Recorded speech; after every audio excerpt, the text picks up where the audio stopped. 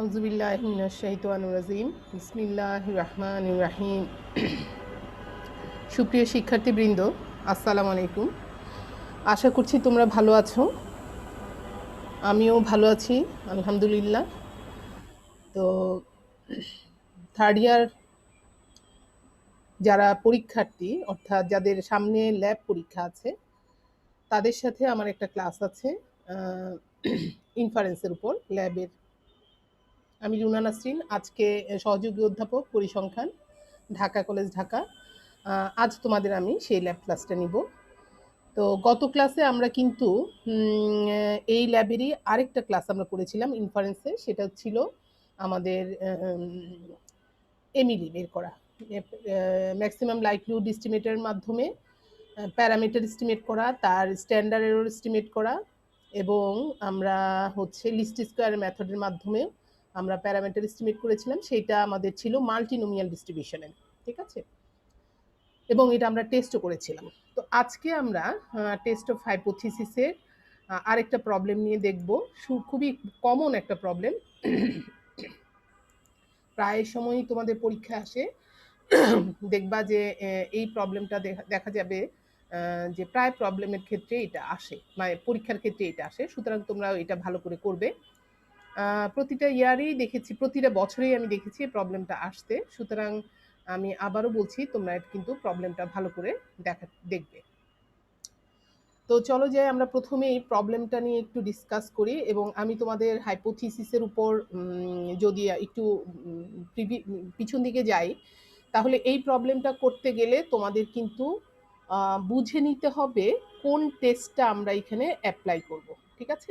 আবারও বলছি যে টেস্ট অফ হাইপোথিসিসের প্রবলেমগুলো সলভ করতে গেলে তোমাদের প্রথমেই যে জিনিসটা লাগবে সেটা হচ্ছে আমরা এই প্রবলেমটা কোন টেস্ট দিয়ে সলভ করব। তাহলে আমি তোমাদের বলেছি আগে যে আমরা শুধু যদি মিন টেস্টের কথা বলি, ঠিক আছে। তো মিন টেস্টের ক্ষেত্রে আমরা কি কি করেছি? হাইপোথিসিসের ক্ষেত্রে আমরা করেছি সিঙ্গেল মিন, তাই না? লেখা কিন্তু এখানে খুব কষ্টকর। সিঙ্গেল মিন টেস্ট করেছি আমরা। মিউ ইজ ইকুয়াল টু, ধরো যদি আমরা হাইট ধরি 5 ফিট 3 ইঞ্চি, তাহলে এই 5 ফিট 3 ইঞ্চি এইটা টেস্ট করছে, এটা ছিল সিঙ্গেল মিন টেস্ট। আবার আমরা করেছি ডাবল মিন টেস্ট, অর্থাৎ দুটো যদি আমার পপুলেশন থাকে, অর্থাৎ আমরা দুটো পপুলেশন থেকে যদি আমরা স্যাম্পল ড্র করে থাকি দুটো, সেই পপুলেশন দুটোর মিনগুলো সমান কিনা সেটাও আমরা টেস্ট করে দেখতে পারি। এটা হলো আমাদের ডাবল মিন টেস্ট বা টু মিন টেস্ট, টু স্যাম্পল মিন টেস্ট এটাও বলতে পারি। আরেকটা আমরা জানি মিন টেস্টের ক্ষেত্রে, সেটা হলো আমাদের সেভারেল মিন টেস্ট। সেটা দুইয়ের চেয়ে বেশি হলেই সেটাকে আমরা বলছি সেভারেল মিন টেস্ট। তাহলে এটা দুইয়ের চেয়ে বেশি হলে কি হবে? মিউ ওয়ান সমান মিউ টু সমান মিউ থ্রি, মিউ ফোরও হতে পারে। আমি মিউ থ্রি পর্যন্ত লিখলাম, কারণ এটা মাউস দিয়ে লেখা আসলে একটা ঝামেলা। তো আমরা এইটাকে বলি ওয়ান স্যাম্পল টেস্ট বা সিঙ্গেল মিন টেস্ট, এটাকে আমরা বলি ডাবল মিন টেস্ট বা টু স্যাম্পল মিন টেস্ট, এটাকে আমরা বলি সেভারেল মিন টেস্ট, ঠিক আছে। তাহলে এই 3 ধরনের মিন আছে। তোমরা নিশ্চয়ই জানো যে শুধু এই মিন টেস্টের ক্ষেত্রে এই 3টা ধরন না, এটা যদি আমরা মিনের জায়গায় প্রপোর্শনের কথা বলি সেই ক্ষেত্রেও 3 ধরনের প্রপোর্শন হতে পারে। যদি আমরা ভ্যারিয়েন্সের কথা বলি সেই ক্ষেত্রেও আমরা 3 ধরনের ভ্যারিয়েন্সের কথা বলতে পারি, যেমন সিঙ্গেল ভ্যারিয়েন্স, ডাবল ভ্যারিয়েন্স এবং সেভারেল ভ্যারিয়েন্স। যদি আমরা কোরিলেশনের কথা বলি, কোরিলেশন কোফিশিয়েন্টের কথা বলি, সেই ক্ষেত্রেও আমরা এই 3টা ধরনের কথাই বিবেচনায় আনবো। একটা হচ্ছে single correlation coefficient, double correlation coefficient এবং সেভারেল কোরিলেশন কোফিশিয়েন্ট। যাই হোক, আজকের প্রবলেমটাতে আমরা এখানে দেখতেই পাচ্ছি যে সেটা হচ্ছে আমাদের মিন টেস্ট করতে বলেছে, ঠিক আছে। আমরা এই 3টে আমরা হাইলাইট করলাম, 3টে 4টে, যাই হোক, এখানে একটা ভ্যারিয়েন্স টেস্টও আছে, এখানে একটা মিন টেস্ট আছে। তো আমরা একটু বলি প্রথমেই। মিন টেস্টের ক্ষেত্রে আমরা বলেছিলাম যে এইটা হয় আমাদের জেড টেস্ট হবে, নয় আমাদের টি টেস্ট হবে। অর্থাৎ এই দুটো টেস্টের মাধ্যমে আমরা কোন কোন টেস্টটা করে থাকি? সিঙ্গেল মিন টেস্ট করে থাকি এবং ডাবল মিন টেস্ট করে থাকি, ঠিক আছে। আবার বলছি, যে জেড এবং টি এই দুটোর মাধ্যমে আমরা এই সিঙ্গেল মিন টেস্ট এবং ডাবল মিন টেস্ট করে থাকি, আর সেভারেল মিন টেস্ট এটা আমরা এফ টেস্টের মাধ্যমে করে থাকি। ঠিক আছে, তাহলে প্রথমে আসি আমরা, যেহেতু এটা সিঙ্গেল মিন এবং ডাবল মিন দুটোই আমরা টি এবং জেড এর মাধ্যমে করে থাকি, তাহলে আমরা কখন টি করব কখন জেড করব। ঠিক আছে, তাহলে কখন আমরা টি করব, টি এর শর্তটা আমরা যদি আগে বলি, তাহলে আমরা বলবো টি এর ক্ষেত্রে হচ্ছে আমার কি থাকতে হবে, এন অর্থাৎ স্যাম্পল সাইজ লেস দেন 30 থাকতে হবে, এবং সিগমা স্কোয়ারটা জানো তো কি, সিগমা স্কোয়ারটা হচ্ছে পপুলেশন ভ্যারিয়েন্স, এটা কি থাকতে হবে, এটা আননোন থাকতে হবে, অজানা থাকতে হবে। ওকে, তাহলে এই দুটো শর্ত কিন্তু কার জন্য প্রযোজ্য, আননোন, হ্যাঁ যদিও বুঝতে কষ্ট হবে, আননোন হতে হবে। তাহলে এই দুটো শর্ত কার জন্য, আমরা বললাম টি এর জন্য। এখন এই দুটো শর্ত কিন্তু টি স্ট্রিক্টলি মেনটেন করবে। এই দুটো শর্তের একটা শর্তেও যদি ভায়োলেট হয়, একটা শর্তও যদি কম হয়, তাহলে কিন্তু টি করা যাবে না। তাহলে কি করতে হবে, জেড করতে হবে। তাহলে জেড, তাহলে আমরা এখন বলি জেড কখন করতে হবে, তাহলে জেড আমরা করব যখন নাকি আমার স্যাম্পল সাইজ কি হবে, এই দুটো শর্তের উল্টো, একটা হচ্ছে এন গ্রেটার দেন 30 হতে হবে, হ্যাঁ N greater than 30, greater than or equal to 30, এটা যদি হয় তাহলে আমরা এন করব, সেই ক্ষেত্রে সিগমা স্কয়ার নোন হোক বা আননোন হোক, দুটোর ক্ষেত্রেই আমরা জেড করতে পারবো। 30-এর যদি স্যাম্পল 30 অথবা তার চেয়ে বড় হয়, সেটাকে আমরা বলি লার্জ স্যাম্পল। আর যদি লার্জ স্যাম্পল হয়, সেই ক্ষেত্রে ভ্যারিয়েন্সটা আননোন হোক আর নোন হোক, আমরা জেড টেস্ট করব। ঠিক আছে, আর তাহলে আমরা একটা জিনিস পেয়ে গেলাম। এখন আসো, যদি আমাদের এটা 30-এর যে স্যাম্পল সাইজ ছোট থাকে কিন্তু আমাদের ভ্যারিয়েন্সটা নোন থাকে, 30-এর চেয়ে ছোট, দেখো টি এর কিন্তু একটা শর্ত, সেটা হচ্ছে স্যাম্পল সাইজ 30-এর চেয়ে ছোট হবে, কিন্তু সেই ক্ষেত্রে ভ্যারিয়েন্সটা যদি আননোনের জায়গায় নোন হয়ে যায়, সেই ক্ষেত্রেও আমরা কি করব, সেটা জেড করব। ঠিক আছে, তাহলে আমরা কন্ডিশনগুলো একটু বুঝে নিলাম যে কোনটা কখন করব, কখন টি করব, কখন জেড করব। ঠিক আছে, মিন টেস্টের ক্ষেত্রে এইটুকু আমরা একটু বুঝে নিলাম, তাহলে এখন আমাদের করতে নিশ্চয়ই কোনো সমস্যা হবে না। এখন আমরা একটু দেখি আমাদের প্রবলেমে কি কি বলছে। এখানে দেখো দুটো স্যাম্পল দেয়া আছে, এই স্যাম্পলে হচ্ছে 1টা 2টো 3টে 4টা 5টা 6টা 7টা 8টা 9টা 10টা ডেটা, আর পরেরটা নিশ্চয়ই 11টা ডেটা হবে। তার মানে হচ্ছে স্যাম্পল সাইজ একটার ক্ষেত্রে ছোট আর একটার ক্ষেত্রে বড়। ওকে, নো প্রবলেম। এখন বলা হচ্ছে on the basis of the ড্রন sample test the following hypothesis.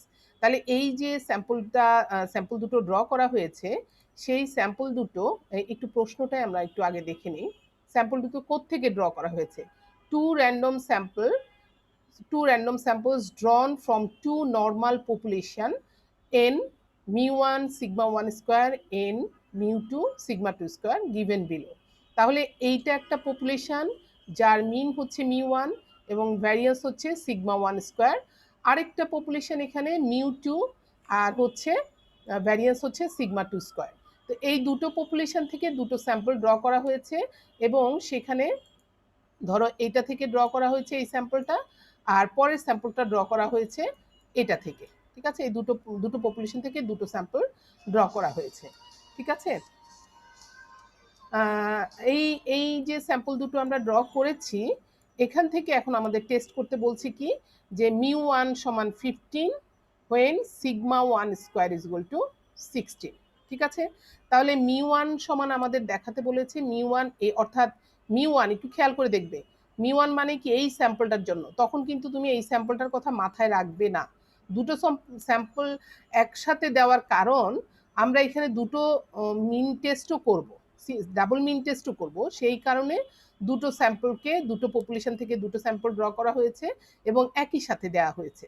তো প্রথমে 1 নম্বরে যেটা, সেটা হচ্ছে আমার প্রথম, যেহেতু এখানে হাইপোথিসিসটা আছে mu1 সমান 15 when sigma 1 square is equal to 16, তাহলে প্রথম যে পপুলেশনটা, সেই পপুলেশনের মিনটা অর্থাৎ স্যাম্পল 1 এর মিনটা 15 কিনা সেটা টেস্ট করে দেখো, যখন সিগমা 1 স্কোয়ার 16। তার মানে তোমরা একটু খেয়াল করে দেখো, এখানে কিন্তু স্যাম্পল সাইজ ছোট, এন হচ্ছে 30-এর চেয়ে ছোট, কিন্তু ভ্যারিয়েন্সটা কিন্তু আমাদের নোন, তাই না? সিগমা স্কোয়ার যেহেতু দেওয়া আছে, তাহলে আমাদের কোন টেস্ট হবে? অফকোর্স সেটা জেড টেস্ট। তাহলে আমাদের যাই আমরা এটাতেই প্রথমে যাই। দেখো, প্রথম স্যাম্পলের জন্য আমাদের স্যাম্পল মিনটা x1 বার যেটা, সেটা আমরা জানি সামেশন xi বাই n1, এটা আমরা সামেশন xi পেয়েছি এত, এইটা 15.8, আর নিচে হচ্ছে n1 স্যাম্পল সাইজ, সেটা আমাদের 10টা দেওয়া আছে স্যাম্পল। তো সেই ক্ষেত্রে আমরা x1 বার পেয়ে গেলাম 15.8, আর n1 পেয়েছি আমরা 10। এখানে সবগুলো জিনিস আগে একটু বের করে নিয়েছে, কারণ পরেরটা আবার করতে হবে, সেই কারণে সেকেন্ড স্যাম্পলের মিনটাও একইভাবে বের করা হয়েছে। ওকে, এখন প্রথমটার জন্য আমরা একটু টেস্টে যাই।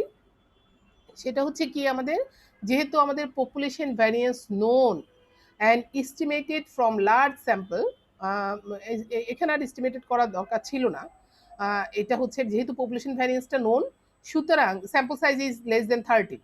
ঠিক আছে, স্যাম্পল সাইজ প্রথমে আমরা জিনিসটা বলতে পারতাম hair n1 is less than 30 but population variance is known, so our appropriate test statistic is z, এবং z is equal to আমরা কি লিখবো, x1 bar minus μ1 divided by হচ্ছে সিগমা 1 বাই রুট n1।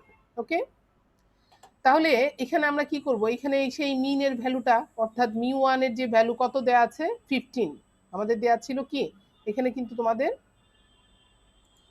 এখানে দেখো এই যে প্রথমেই দেওয়া আছে 15, আর ভ্যারিয়েন্সও দেওয়া আছে কত 16, তো আমাদের লাগবে কিন্তু সিগমা 1, সুতরাং এটাকে রুট করলে আমরা কত পাই 4।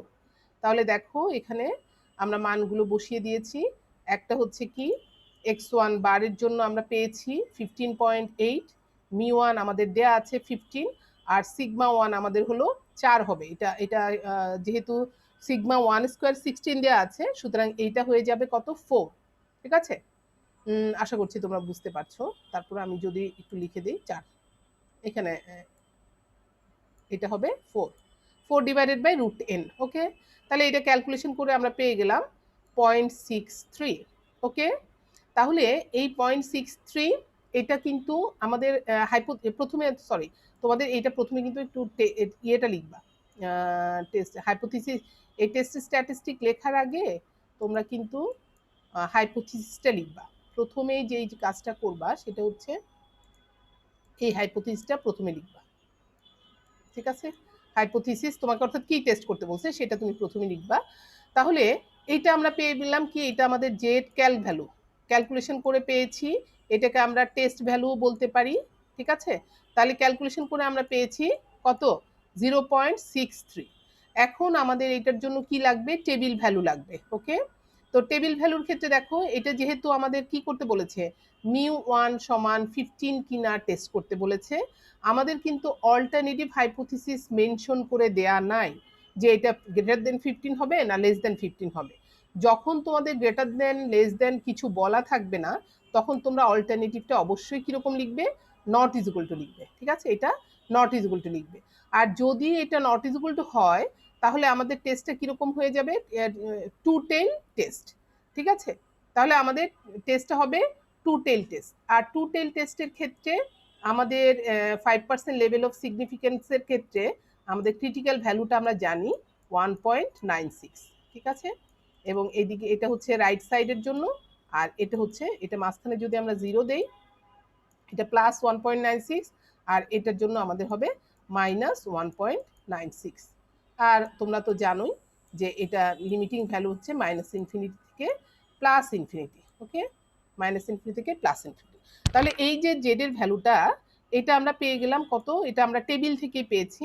তোমরা যে কাজটা করবে, জেড এর মানগুলো তোমরা মুখস্থ করে ফেলবে, কারণ এটা টেবিল থেকে তৎক্ষণিক বের করা চেয়ে তোমার 5%-এর সিঙ্গেল 1 টেলের মান, 2 টেলের মান, এবং 1%-এর 2 টেলের মান, এবং 1 টেলের মান, এই দুটোই তোমরা একটু মনে রাখবে। আর তারপরে বের করা তো তোমরা জানো। ঠিক আছে, তারপরে যদি তোমাদের অসুবিধা হয় নিশ্চয়ই আমাকে জানাবে। তো তাহলে আমরা পেয়ে গেলাম হচ্ছে জেড এর মান 1.96। তো আমরা একটা কাজ করতে পারি, সেটা হচ্ছে যদি তোমরা একটা এইখানে যদি মাইনাস সাইন আসে, you have to compare with this value. এটাকে তোমরা মাইনাস কনসিডার করে ধরবে। এটা যদি মাইনাস আসে তাহলে এটাকে মাইনাস কনসিডার করবে। আদারওয়াইজ এরকম তোমরা এটাকে এটা যদি মাইনাস আসে তার মড জেড করে নিতে পারো। ঠিক আছে, মড জেড করে নিয়ে প্লাস করে দিলেও তোমাদের হয়ে যাবে। বুঝতে পেরেছি নিশ্চয়ই? মড জেড করে দিলে আমাদের আর কোনো ইয়েতে নাই। আমরা অ্যাকচুয়ালি মাইনাস হলে মাইনাস পোর্শনের সাথে কম্পেয়ার করি, প্লাস হলে প্লাস পোর্শনের সাথে। এই ক্রিটিক্যাল রিজনটা আমরা জানি এটা একটা সিমেট্রিক ডিস্ট্রিবিউশন, এবং এটা বোথ সাইডে, এটা জিরো থেকে ইনফিনিটি একই যা আছে, এটাও মাইনাস, এটা জিরো থেকে মাইনাস ইনফিনিটি পর্যন্ত একই। সুতরাং তোমার মাইনাস ভ্যালু আসলে তুমি মাইনাস পোর্শনের সাথে কম্পেয়ার করবে, আর প্লাস আসলে প্লাস পোর্শনের সাথে কম্পেয়ার করবে। আদারওয়াইজ এটাকে মড জেড ধরে নিয়ে তারপরে তুমি কাজ করতে পারো। ওকে, তো এখন আমরা দেখতে পাচ্ছি যে এই ভ্যালুটা, অর্থাৎ জেড এর যে টেস্ট ভ্যালু বা ক্যালকুলেটেড ভ্যালু, সেটা আমার এই টেবিল মানের চেয়ে কম এসছে। তো সুতরাং আমরা জানি যদি আমাদের জেড ক্যালটা লেস দ্যান জেড ট্যাব হয়, তাহলে আমাদের হাইপোথিসটা কিরকম হবে? একসেপ্ট হবে, আদারওয়াইজ এটা রিজেক্ট হয়ে যাবে।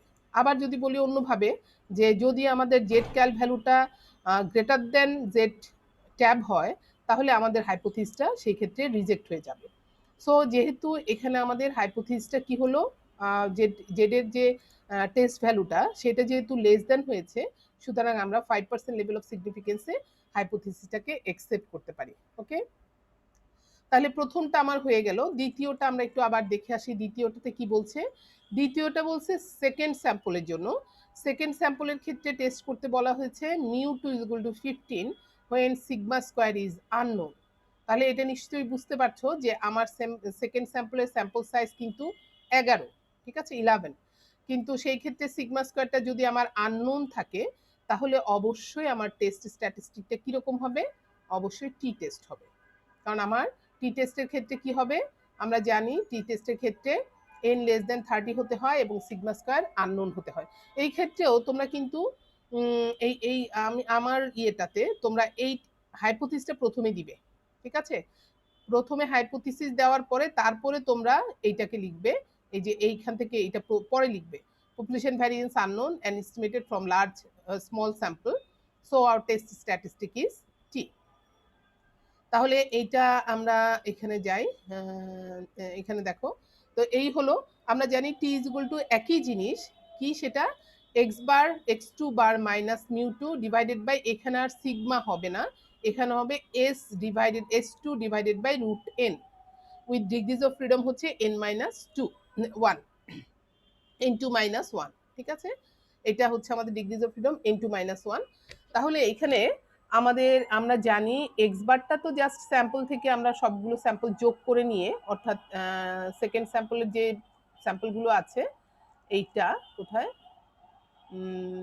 এই স্যাম্পলগুলো যোগ করে মোট সংখ্যা দিয়ে ভাগ করলে আমরা এক্স বার পেয়েছি, এবং এখান থেকেই কিন্তু আমাদের s2 স্কোয়ারটাও বের করতে হবে। ঠিক আছে, সিগমা স্কোয়ার যেহেতু আমাদের দেয়া নাই, সুতরাং আমরা এখান থেকে আমরা কি করব, s2 স্কোয়ারটা বের করে নিব।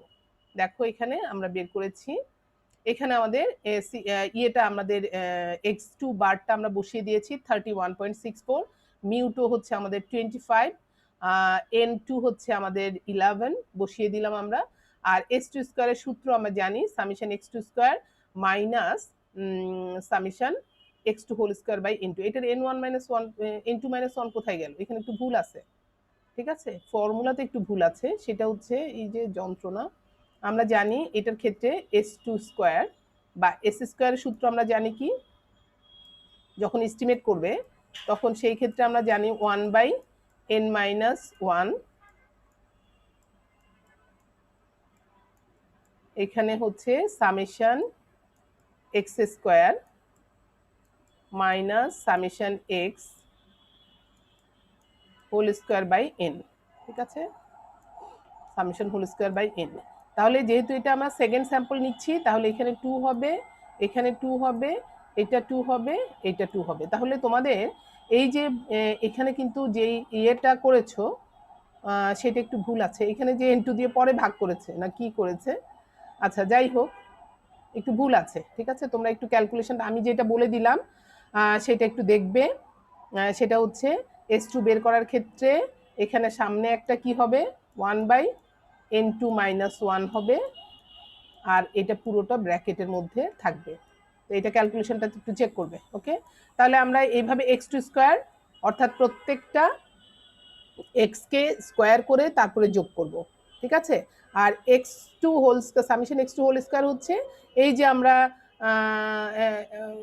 সামেশন x2 হচ্ছে সামেশন x2টা পেয়েছি সেগুলোকে যোগ করব, তারপরে সেটাকে whole square divide by n2 করব, ঠিক আছে। এখন তোমাদের দেখো, তোমাদের এরপরে আমি যাই, এখানে দেখো, তাহলে আর কিছু না, এখন তোমরা যে মানটা বসিয়ে দিবা, এখানে যে রেজাল্ট অ্যাকুরেট রেজাল্টটা করবে, এখানে যে ভুলভাল আছে সেগুলো করবা না, এখানে মানটা বসিয়ে দিবা, দেওয়ার পরে আমরা এখানে ভ্যালু পেয়ে যাব একটা, ধরেই নিলাম যেটা 2.32 পেয়েছি। তাহলে এটার ক্ষেত্রেও আমরা দেখো এটা 5% লেভেল অফ সিগনিফিকেন্স এবং ডিগ্রিজ অফ ফ্রিডম হচ্ছে আমাদের কি n2 - 1। তো n2 যেহেতু আমাদের n2 হচ্ছে 11, সো 11 - 1 হচ্ছে কত 10। তো 10 degrees of freedom at 5% level of সিগনিফিকেন্সে টু টেল টেস্টের ভ্যালু আসছে 2.22। টি এর টি টেস্টে টু টেল টেস্টের ভ্যালু হচ্ছে 2.22। এখানে আমরা দেখতে পাচ্ছি যে এই ভ্যালুটা অর্থাৎ টেস্ট ভ্যালু যেটা বা ক্যালকুলেটেড ভ্যালু সেটা কিন্তু টেবিল ভ্যালুর চেয়ে বেশি বড়। সো আমরা হাইপোথিসিসটাকে কি করতে পারি, রিজেক্ট করতে পারি, ঠিক আছে।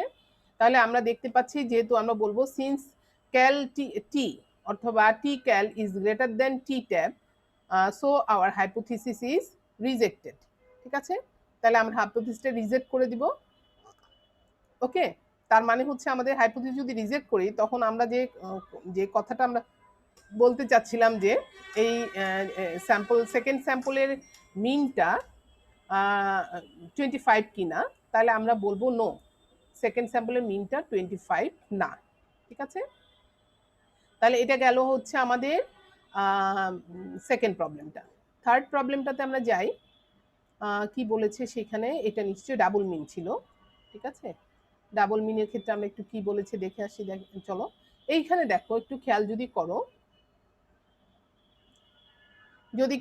তাহলে দেখতে পাবে যে এখানে থার্ড যেটা সেটাতে μ1 = μ2 টেস্ট করতে বলেছে যখন আমাদের পপুলেশন ভ্যারিয়েন্সটা নোন এবং ইকুয়াল, সেটা কত 20, অর্থাৎ প্রথমটার যে স্যাম্পল পপুলেশন সেইটারও ভ্যারিয়েন্সটা হচ্ছে 20 এবং সেকেন্ড যে পপুলেশনটা সেটার ভ্যারিয়েন্সটাও 20। এখন বলা হচ্ছে যে দুটো পপুলেশনের মিনটা সমান কিনা সেটা টেস্ট করো।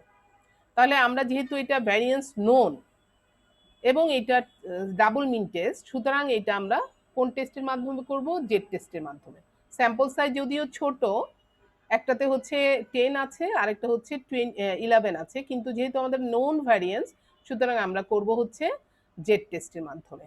ওকে, তাহলে তোমরা এখানে আমি আবারও সেই আগের কথা বলে নিচ্ছি, আগে তোমরা এখানে হাইপোথিসিসটা লিখবে। ওকে, প্রথমে হাইপোথিসিসটা লিখবে, এরপরে তোমরা বলবা যে যেহেতু sample size n1 and n2 less than 30 but population variance is known, so our test statistics, appropriate test statistic will z, and z is equal to x1 bar minus x2 bar divided by হচ্ছে sigma 1 square divided by n1 plus sigma 2 square divided by n2।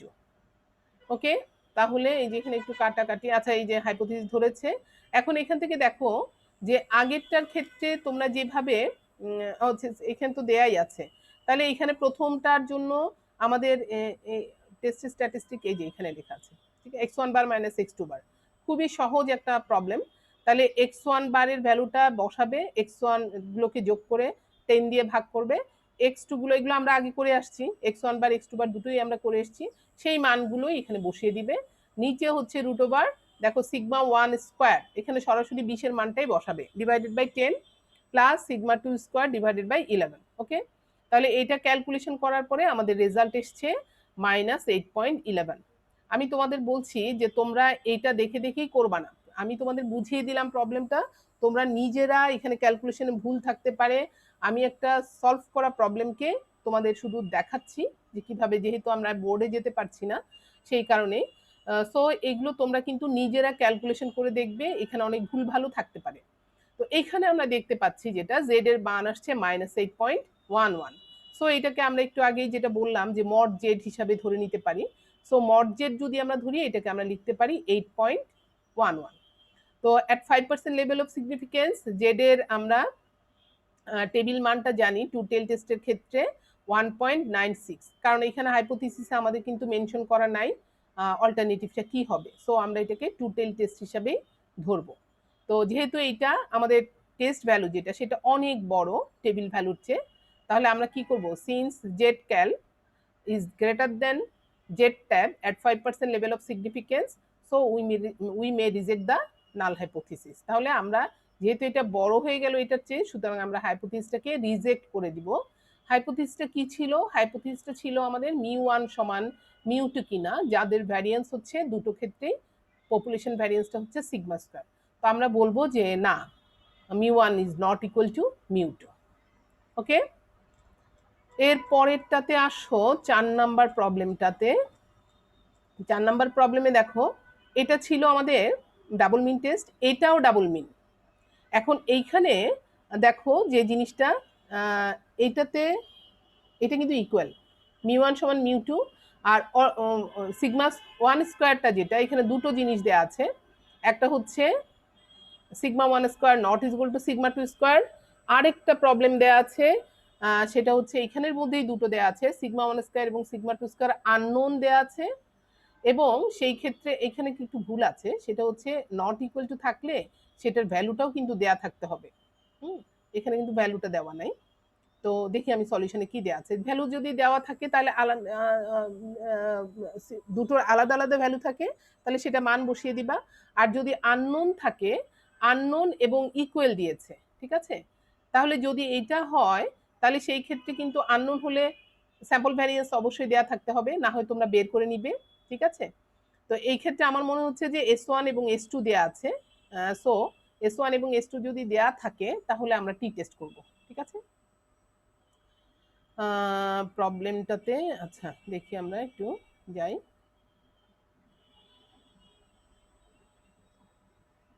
আচ্ছা, এখন আসো যে প্রবলেমটা, এটা হচ্ছে আমাদের কি μ1 সমান μ2, অল্টারনেটিভ হচ্ছে আমাদের μ1 নট ইজ ইকুয়াল টু μ2। এখন এখানে বলছে population variance unknown but equal and estimated from small sample. Population ভ্যারিয়েন্সটা আননোন ধরে নেওয়া হয়েছে। যদি আননোন হয় তাহলে অবশ্যই আমরা স্যাম্পল থেকে সেটা কি করব, এস্টিমেট করব।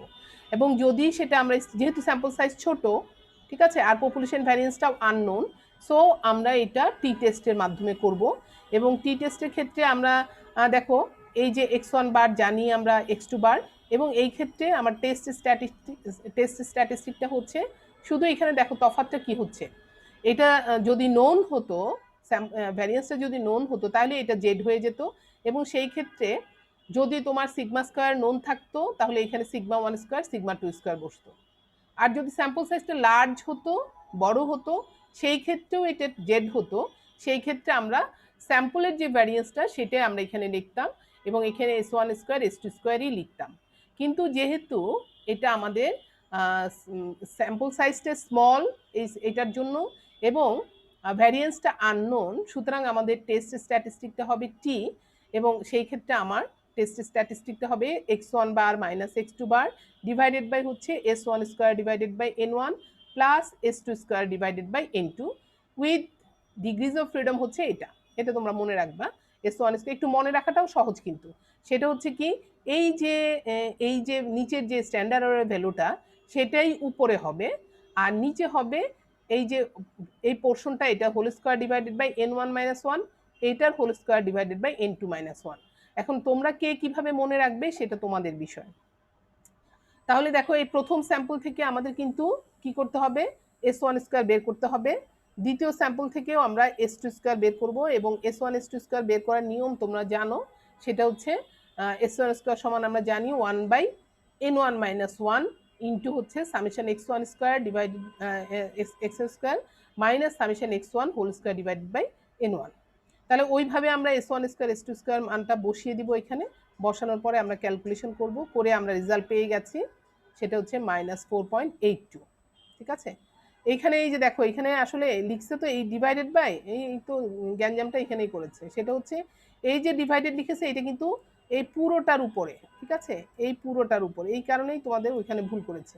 তার মানে এইটাকে এইভাবে না লিখে তোমরা লিখো এইভাবে 1/n1 - 1 এরকম লিখে তারপরে হচ্ছে লিখো সামেশন x1²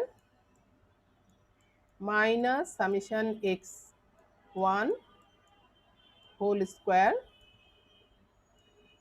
ডিভাইডেড বাই হচ্ছে n1, এইভাবে লিখো, ঠিক আছে, তাহলে তোমাদের সুবিধা হবে, ভুল হবে না। এটা সমান হচ্ছে আমাদের s1²। তো এইখানে s1²টা বের করা হয়েছে, s2 এর ক্ষেত্রেও তোমরা এইভাবে লিখবা। ওকে, তাহলে আমরা এই যে কিভাবে s1² s2² বের করা হয়েছে সেইখানে আমরা এখানে পরে দেখানো হয়েছে। এখান থেকে মানটা তোমরা একটা কাজ করবে, সেটা হচ্ছে এইটা লিখবে, লেখার পরে s1² s2² x1 বার x2 বার বের করবে, এরপরে হচ্ছে এখানে লিখবে। আমি আবার বলছি, টেস্ট স্ট্যাটিস্টিক লিখবে, লেখার পরে তারপরে হচ্ছে x1 বার x2 বার s1² s2² বের করবে, করার পরে নিচে যেয়ে আবার এই রেজাল্টের ভ্যালুগুলো এখানে বসিয়ে দিবে। s2² ঠিক একইভাবে s2²ও বের করা হচ্ছে, আমি একটু মুছে দিই, এটা একই, এখানে n2 হয়ে যাবে, এটা x2 হয়ে যাবে, এটাও x2 হয়ে যাবে, আর কিছু না। বুঝছি আমি। তাহলে আমরা s2² কিভাবে আমাদের কাজটা করে ফেললাম। ওকে, এখন তোমাদের যে কাজটা করতে হবে ডিগ্রিজ অফ ফ্রিডমের মানটা বের করতে হবে। দেখো ডিগ্রিজ অফ ফ্রিডমের ক্ষেত্রে ওই যে যা তুমি ওখানে বের করেছো s1² n1 s2² n2 এই মানগুলোই বসাবে, বসানোর পরে এটা চেঞ্জ খুব বেশি একটা হয় না, সেটা হচ্ছে রেজাল্ট আসছে 15.54। তো এটাকে আমরা পরবর্তী পূর্ণ সংখ্যা যেটা 16 এটা ধরে নিব। তো এইটার ক্ষেত্রে 16 ডিগ্রিজ অফ ফ্রিডমে অ্যাট 5% লেভেল অফ সিগনিফিকেন্সে আমাদের যে টি এর মানটা সেটা আসছে 2.11, আর আমাদের ক্যালকুলেটেড মান কত আসছে, ক্যালকুলেটেড মানটা আমরা একটু দেখি -4.82, এটাকে আমরা মড টি ধরে নিব, ঠিক আছে, এটাকে আমরা ধরে নেই মড টি, তাহলে আমাদের জন্য সুবিধা, সুবিধা কি দুইটা কোনো সমস্যা নাই, 4.82, ঠিক আছে, 4.82 আমরা এটাই ধরে নিলাম, মড টি সমান 4.82। তো যেহেতু আমাদের দেখা যাচ্ছে, আবারও দেখতে পাচ্ছি আমরা যে আমাদের কিন্তু ক্যালকুলেটেড মানটা অনেক বড় দেন টেবিল ভ্যালু। ওকে, টেবিল ভ্যালু হচ্ছে অনেক বড়, সুতরাং আমরা হাইপোথিসিসটাকে কি করতে পারি, রিজেক্ট করতে পারি, ঠিক আছে। এখানে লেখা আছে দেখো টি ক্যাল greater than t tab at 5% level of significance, so we may reject our null hypothesis। তাহলে আমরা যে বলছিলাম দুইটা পপুলেশনের মিন সমান কিনা, যাদের স্যাম্পল সাইজটা আননোন, তাহলে আমরা বলবো যে পপুলেশন মিনটা সমান না। এখন দেখো যে পপুলেশন ভ্যারিয়েন্স ওইটা কিন্তু আমাদের কি ছিল, আমরা প্রথমটা থেকে আননোন ছিল এবং ইকুয়াল ধরে নিয়েছি, আনইকুয়াল ছিল, আনইকুয়াল হলে আমাদের কি করতে হয়েছে, আমাদের যে স্যাম্পলটা দেয়া ছিল সেই স্যাম্পল থেকে আমার স্যাম্পল ভ্যারিয়েন্সটা আমরা বের করে নিয়েছি। আর এই প্রবলেমটাতে দেখাচ্ছে, দেখো যে এটাতেও আননোন বলেছে বাট ইকুয়াল, এবং ইকুয়ালে আমাদের কিন্তু মান দেয়া আছে, সেটা হচ্ছে কত যেন দেয়া ছিল 25 মনে হয়, ঠিক আছে, 25।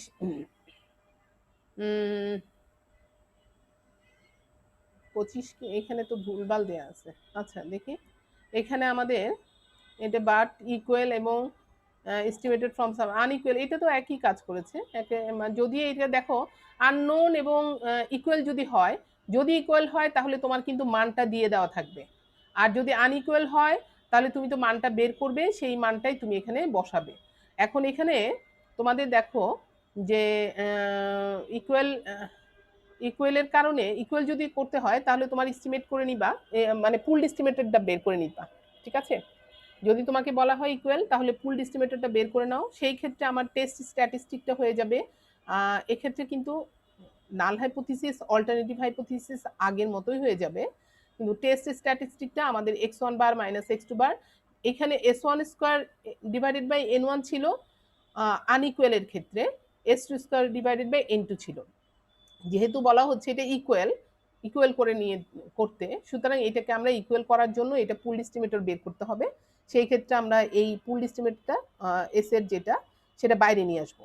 তো বাইরে হলে S into √1/n1 plus 1/n2, তো এই ক্ষেত্রে কিন্তু তোমাদের s² বের করে নিতে হবে পুল এস্টিমেটটা। তো তো পুল এস্টিমেটর আমরা বের করি কিভাবে, এইটা কিন্তু আমাদের ফর্মুলা আমরা জানি, n1 - 1 × s1 square plus n2 - 1 × s2 square divided by হচ্ছে n1 + n2 - 2। যদি এটা হয় তাহলে এইখানে দেখো আগে যে স্যাম্পল থেকে বের করেছো s1 স্কোয়ার সেটা বসাও, এখান থেকেও সেকেন্ড স্যাম্পলের যে ভ্যারিয়েন্সটা সেটা বসাও, বসানোর পরে এটা ক্যালকুলেশন করো, করে আমরা এখানে পুল এস্টিমেটর অফ এস স্কোয়ার যেটা পেয়েছি সেটা হচ্ছে 59.79। তো সেটাকে রুট করে আমরা পেয়ে গেলাম 7.733। ওকে, তাহলে এখানে আমরা মানটা বসিয়ে দিলাম টি এর, এটা হচ্ছে x1 bar minus x2 bar SP into root over 1/n1 plus 1/n2, এটার মানটা আমরা পেলাম -4.69। সো মড টি আমরা লিখতে পারি 4.69। আর এখানে তোমাদের যে ডিগ্রিজ অফ ফ্রিডম সেটা কিন্তু আর ওই আগের মতো নিউ দিয়ে বের করতে হবে না, এখানে আমরা ডিগ্রিজ অফ ফ্রিডম বের করব n1 প্লাস n2, যদি আমাদের ইকুয়াল ভ্যারিয়েন্স ধরে নিই আমরা -2, ঠিক আছে। তাহলে সেই ক্ষেত্রে আগেটা কত ছিল তোমাদের 16 ডিগ্রিজ অফ ফ্রিডম হয়েছিল, তাই না। এখানে তোমাদের হচ্ছে এটা 10 n2 হচ্ছে 11 -2, তাহলে এখানে হলো 21 - 2, তাহলে আমাদের ডিগ্রিজ অফ ফ্রিডম হয়ে গেল 19। তাহলে খেয়াল করে দেখেছো যে এইটার ক্ষেত্রে ডিগ্রিজ অফ ফ্রিডম হচ্ছে 19, এবং ডিগ্রিজ অফ ফ্রিডম কি হবে, এটা টি এর ডিগ্রিজ অফ ফ্রিডম, এটা হলো টি এর ডিগ্রিজ অফ ফ্রিডম কখন, যখন নাকি তোমার ইকুয়াল ভ্যারিয়েন্স হবে, ঠিক আছে, ইকুয়াল ভ্যারিয়েন্স হবে সেই ক্ষেত্রে আমাদের, অর্থাৎ এই ফর্মুলাটা যখন তুমি অ্যাপ্লাই করবে, আমি একটু দেখাই দিই, সেটা হচ্ছে এই টেস্ট স্ট্যাটিস্টিকে এই ফর্মুলা যখন হবে তখন তোমার এই ডিগ্রিজ অফ ফ্রিডম এখানে আসে নাই, সেটা হচ্ছে n1 + n2 - 2, এখানে এই টি, হ্যাঁ এটা এখানে টি, এটা টি, তাহলে এইটা ডিগ্রিজ অফ ফ্রিডম এইটা হবে। ওকে, তাহলে আমাদের কাজ মোটামুটি শেষ, আমরা রেজাল্ট পেয়ে গেছি। এটা হচ্ছে আমাদের টি এর টেস্ট ভ্যালুটা, আর টি এর টেবিল যে ভ্যালুটা সেটা আমরা পেয়েছি 2.09 at 5% level of significance with 19 degrees of freedom. তো এখানেও আমরা কিন্তু দেখতে পাচ্ছি যে এটা অনেক বড় টেবিল ভ্যালুর চেয়ে, সুতরাং আমরা হাইপোথিসিসটা কি করলাম, রিজেক্ট করে দিলাম। ওকে, এরপরে আসো যে ফোর্থ প্রবলেমটা, সেটা হচ্ছে σ1 স্কোয়ার = σ2 স্কোয়ার দেখাতে বলেছে। তো এটা আমরা দেখতে পাচ্ছি যে এটা হচ্ছে ডাবল ভ্যারিয়েন্স টেস্ট করা। হ্যাঁ, তাহলে তোমাদের আমরা জানি যে ইকুয়ালিটি অফ টু ভ্যারিয়েন্স এটা আমরা কিন্তু এফ টেস্টের মাধ্যমে করে থাকি, ঠিক আছে। সো এটা টেস্ট স্ট্যাটিস্টিক হবে এফ টেস্ট। ওকে, তাহলে এফ টেস্টের ক্ষেত্রে আমরা হাইপোথিসিসটা লিখব σ1 square = σ2 square, alternative σ1 square not = σ square, আর আমাদের অ্যাপ্রোপ্রিয়েট টেস্ট স্ট্যাটিস্টিক হবে এফ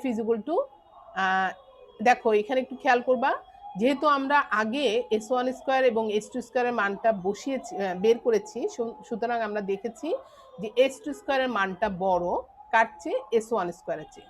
তো আমরা জানি f1 = আমরা লিখি s1 square by s2 square, কিন্তু যেটা বড় হয় সেটাই আমরা উপরে লিখি আর ছোটটা আমরা নিচে লিখি।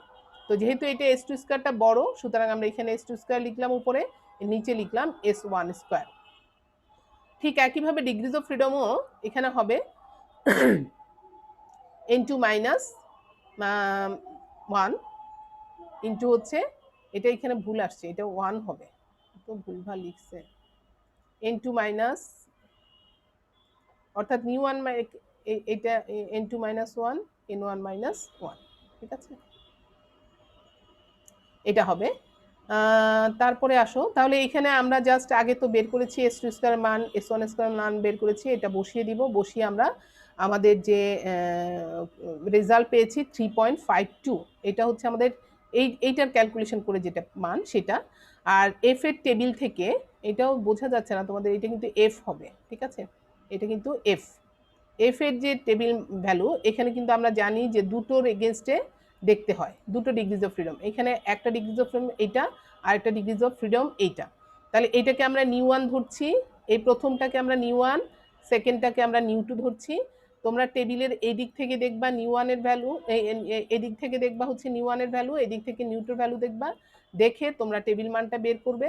আমাদের টেবিল ভ্যালুটা আসছে, দেখো এখানে তো 11 - 1 ছিল, দ্যাট মিনস হচ্ছে 10 ডিগ্রিজ অফ ফ্রিডম, আর এটাতে হচ্ছে 10-1 ছিল, that means 9 degrees of freedom. এই দুটোর এগেনস্টে অ্যাট 5% লেভেল অফ সিগনিফিকেন্সে আমরা মান পেয়েছি 3.14, আর আমাদের ক্যালকুলেটেড ভ্যালু আসছে 3.52। যেহেতু এটা বড় আসছে এটার চেয়ে, সুতরাং হাইপোথিসিসটা আমরা কি করব, রিজেক্ট করে দিব। ওকে, তার মানে হচ্ছে আমরা ধরে নিব দুটো পপুলেশন ভ্যারিয়েন্স কি না, সমান না। ঠিক আছে, আমরা ধরেছি সমান, তাহলে এটা যেহেতু রিজেক্ট হয়ে গেল, সুতরাং আমরা বলবো যে আমাদের পপুলেশন ভ্যারিয়েন্স দুটো সমান না। এই যে এখানে আসছে ক্যাল F greater than Cal F, cal f greater than tab f, so hypothesis at 5% level of significance we may reject our hypothesis. তো এই পর্যন্ত তোমাদের সবগুলো প্রবলেমই আমি শেষ করে দিলাম। আশা করছি তোমাদের কোনো রকম সমস্যা হওয়ার কথা না। আমি একটু দেখি আবারও প্রবলেমগুলো কি কি ছিল আমাদের, দেখি, সরি এটা সিঙ্গেল মিন না, আমি করিয়েছি তোমাদের এখান থেকে, দাঁড়াও,